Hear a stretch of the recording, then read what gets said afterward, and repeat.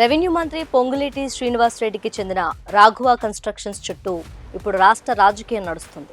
ఈ company అక్రమాలపై house committee వేయాలని demand చేసినందుకు తెలంగాణ రాష్ట్ర చరిత్రలోనే ఫస్ట్ టైం శాసనమండలి నుంచి బీఆర్ఎస్ సభ్యులను సస్పెండ్ చేసింది కాంగ్రెస్ ప్రభుత్వం.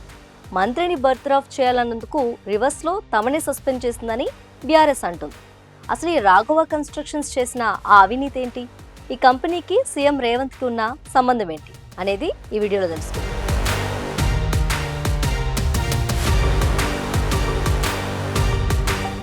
మంత్రి పొంగులేటి సతీమణి మాధురి, కుమారుడు హర్షారెడ్డి, తమ్ముడు ప్రసాద్ రెడ్డి డైరెక్టర్లుగా ఉన్న ఈ రాఘవ కన్స్ట్రక్షన్స్ హైదరాబాద్ శివార్లోని కొత్వల్గూడను అడ్డాగా చేసుకుని అక్రమాలకు తెరలేపింది. అసలు అక్కడ మైనింగ్ పర్మిషన్ లేదు, పొల్యూషన్ క్లియరెన్స్ సర్టిఫికేట్ లేదు. జీవో 111 పరిధిలోకి వచ్చే ఈ ఏరియాలో కనీసం కరెంట్ కనెక్షన్ కూడా లేకుండా భారీ జనరేటర్లతో క్రషర్ యూనిట్ను నడుపుతున్నారు. మంత్రి గారి పొలిటికల్ పవర్తో మంత్రి కుమారుడు కనుసన్నుల్లోనే ఈ దందా నడుస్తుంది. ఇక అధికారులు కూడా ఈ అరాచకాలను చూసి చూడనట్లు వదిలేశారు. నిజానికి బయటకు కనిపించేది ఈ క్రషర్ యూనిట్ అక్రమ దందా మాత్రమే, కానీ దీని వెనుక పెద్ద ప్లానే ఉంది.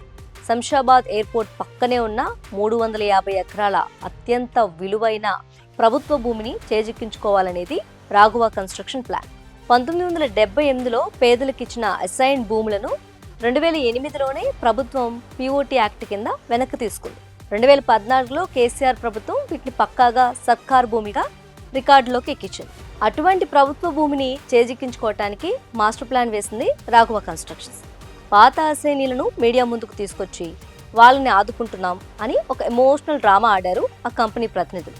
పాత అసైనీల నుంచి పాత డేట్లతో 33 ఏళ్ల లీజ్ అగ్రిమెంట్లు రాయించుకున్నారు. ఈ అక్రమాలపై అసెంబ్లీ వేదికగా ప్రశ్నించింది బీఆర్ఎస్.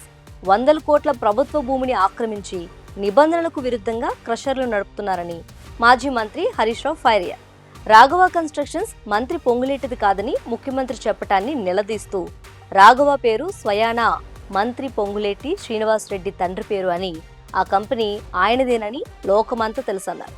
సీఎం రేవంత్ రెడ్డి అసెంబ్లీని తప్పుదోవ పట్టించారని, సభలో కాంగ్రెస్ సర్కార్ డైవర్షన్ పాలిటిక్స్ చేస్తుందని ఆరోపించారు.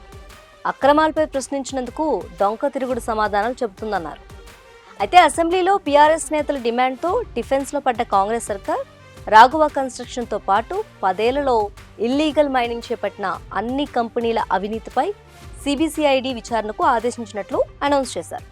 మంత్రి పొంగులేటిని తన పదవిలో కొనసాగిస్తూ సిబిసిఐడి విచారణ జరిపించడం అంటే ఆయనకు క్లీన్ చీట్ ఇవ్వటానికి గవర్నమెంట్ వేసిన మాస్టర్ ప్లాన్ అని కేటీఆర్ విమర్శించారు. మంత్రి రాజీనామా చేయకుండా నిష్పక్షపాత విచారణ సాధ్యం కాదని, ప్రజల ఆస్తులను కాపాడే వరకు తమ పోరాటం ఆగదని వార్న్ చేశారు. సోమవారం పార్టీ నేతలతో కలిసి లోక్సభలో గవర్నర్ శివప్రతాప్ శుక్లాను కలిశారు కేటీఆర్. పొంగులేటిపై గవర్నర్కు ఫిర్యాదు చేశారు. సిఐడిని అడ్డుపెట్టుకుని ప్రభుత్వం మంత్రి పొంగులేటిని రక్షించే ప్రయత్నం చేస్తుందని, ప్రభుత్వ పెద్దలే గద్దలుగా మారి అవినీతికి పాల్పడుతున్నారని కేటీఆర్ విమర్శించారు. మంత్రి పొంగులేటిని బర్తరఫ్ చేయాలని గవర్నర్ను కోరామన్నారు కేటీఆర్.